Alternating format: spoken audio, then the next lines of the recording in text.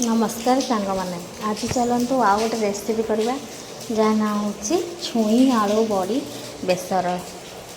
देखो ये आमर आलू कटा रखी सजना छुई कटा रखी बेसर बाटिक रखी आपण मैंने बेसर बटारे सोरिष जीरा रसुण शुखला लंका बनैकी बाटी देवे। ये देखु चुली लगे आम कड़े बसाही एथे तेल गरम करवा। तेल आम गरम हो सारा तेल गरम सारा फुटण पकईदे। फुटण फुटी आसला पर आम देदेव आमर बेसर बटा। बेसर बटा दे सारा आम ताको कषिदेवा।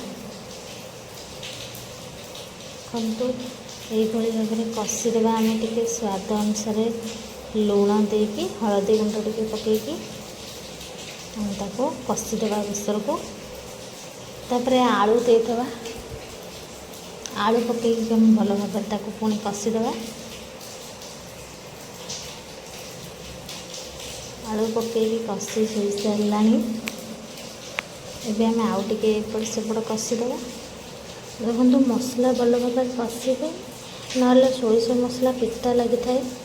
आम अल्प कषा अल्प आम जाल देकी आम अल्प निआरे कषिदेवा। तापर आम देदेवा पानी अल्प टिके कषि होगला आम ताको एबे पानी देदेवा। एबे देदेवा टमाटो टमाटो पकईकी आउ टिके आम कषिबा। आउ टिके एपट सेपट भाजीदेवा आम। हाँ आमर बेसर बटा दी आउ टिके फुटी आसला आम तापर जी झोल दरकार आम से अनुसार झोल देवा। आउ टिके कषि हो गलानी आमर। आम छुई आलू बड़ी तरकारी की गरम भात रे खाई परिबा पखाल रे भी चाहिए खाई परिबे। देखो ये मसला कषि हो जाता मु पानी दे देइछि। पानी देदेला किसी छाड़देवा फुटापी। फुटी टिके आसला पर्यंत आम तापर छुई काटिक रखिथिबा धोईकी ताको आम छुई देदेवा। देखो छुई आम तरकारी फुटी आसला पर पकेबे। देखो ये तो पूरा फुटीगला।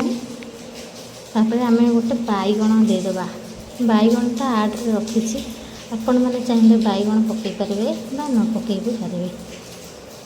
ताको आम कभर करनवा। कभर खोलिकी देखिबा आम। देखो आम तरकारी फुटिकी आम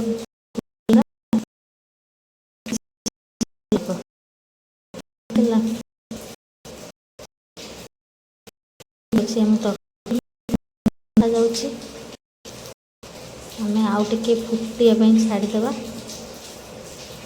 आउ टे फुटी आसिले आम पकईदेवा से बड़ी। बड़ी पकईदेवा द्वारा तरकारी आमर आहरी टेस्ट बढ़ी जाए।